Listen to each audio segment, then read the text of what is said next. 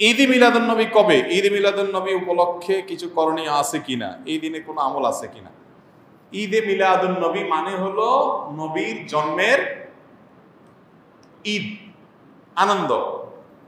তো ঈদ থাকলে তো ঈদের নামাজ থাকবে নাকি? তো 12 রবিউল আউয়ালকে যদি আমরা ঈদে মিলাদুন নবী বলি, তাহলে ঈদ তিনটা হলো, ঈদ উল ফিতর, ঈদ উল আজহা আর ঈদে মিলাদুন নবী।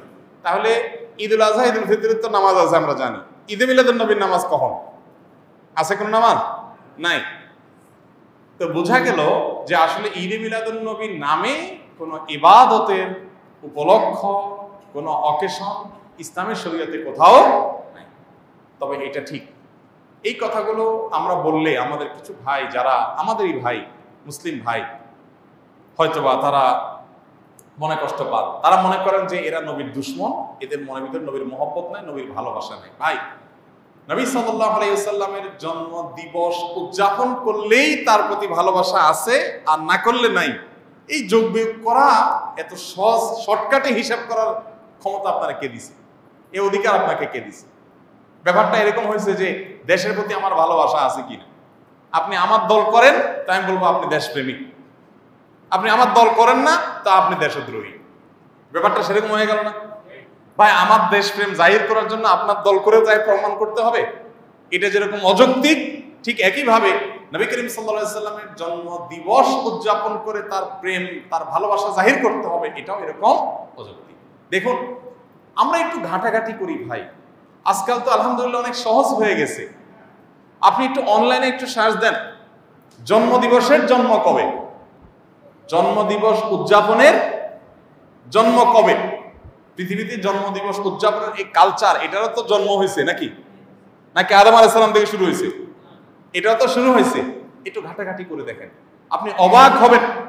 খ্রিস্টানরা পর্যন্ত তাদের ধর্মীয় ভাবে জন্মদিবস উদযাপন করাটাকে তারা নিষিদ্ধ করেছে। আমরা যেরকম ফতোয়া দেই না, খ্রিস্টানদের ধর্মের মধ্যে ফতোয়া আছে জন্মদিবস উদযাপন করা যাবে না। কারণ এটা যারা করেছে পেগানরা, প্রকৃতি পূজারীরা, তাদের সাথে বিশ্বাসগত বিশাল সংঘর্ষ আছে। কাদের? খ্রিস্টানদের। কালের আবর্তে খ্রিস্টানরাই এসে সেটা আবার নিজেদের গায়ে ধারণ করেছে। তারা এখন তাদের নবীর জন্মদিবস উদযাপন করে। আমরা মুসলমানদের অনেকে বহু পরে এসে, মিশরের এক শাসক, তিনি এসে চিন্তা করলেন খ্রিস্টানরা তাদের নবীর জন্মদিবস পালন করে, আমাদের নবীর জন্মদিন আমরা পালন করলে সমস্যা কি, এই শুরু করলেন তিনি। এবং তারপর থেকে এটা শুরু হয়ে গেল। ডক্টর আব্দুল্লাহ জাহির রহমতুল্লাহ রাহেবেলার বইতে বিস্তারিত ইতিহাস পাবেন, পড়ে নেবেন।